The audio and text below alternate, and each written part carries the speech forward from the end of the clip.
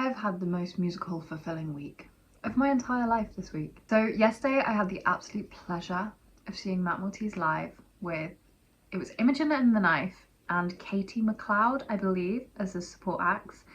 And oh my God, what an experience. I went with one of my closest and dearest and most loveliest friend in the whole wide world. And it was such a healing experience.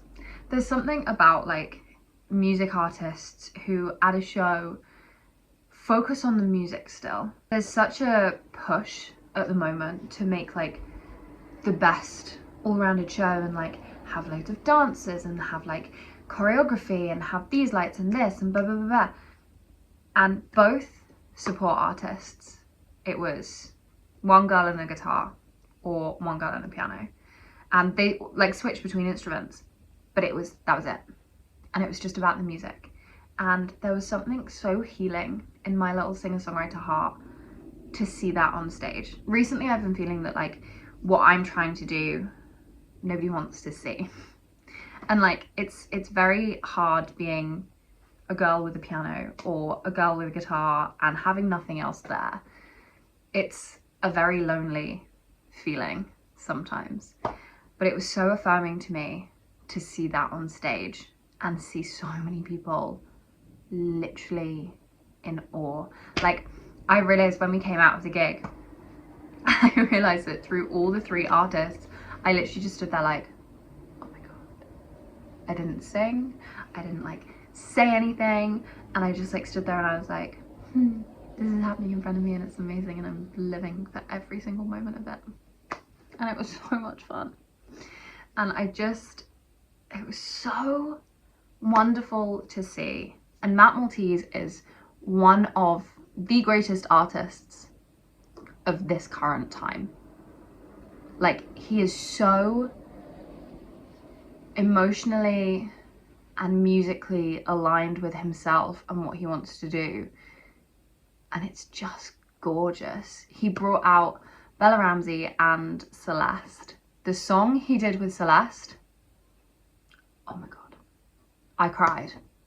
I was literally stood there and I was like, oh my God, this is happening in front of me. I'm in the same room as these people, what is going on?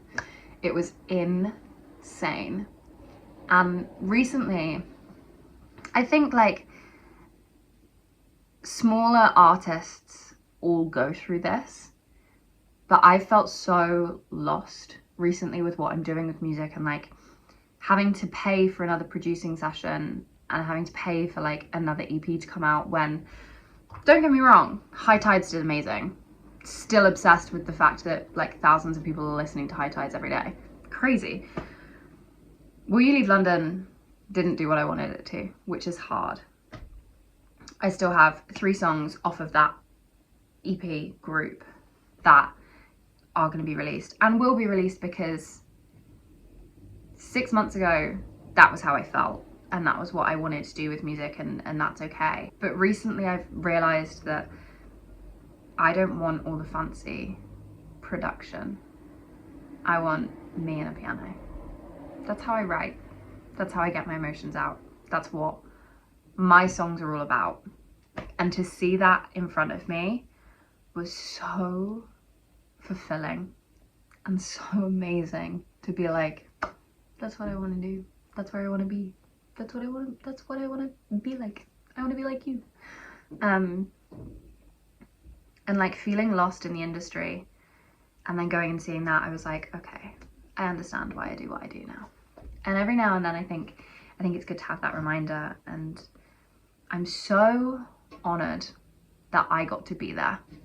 And I'm so grateful that whatever universal power sent me to that concert did. I'm a very firm believer of everything happens for a reason and everything happens at the right time.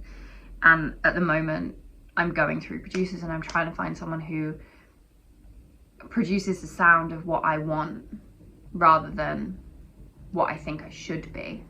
And I think that's where like some of the songs in my upcoming EP I feel a disconnect with, because High Tides is all over everything that I want to do. There's no auto-tune on it.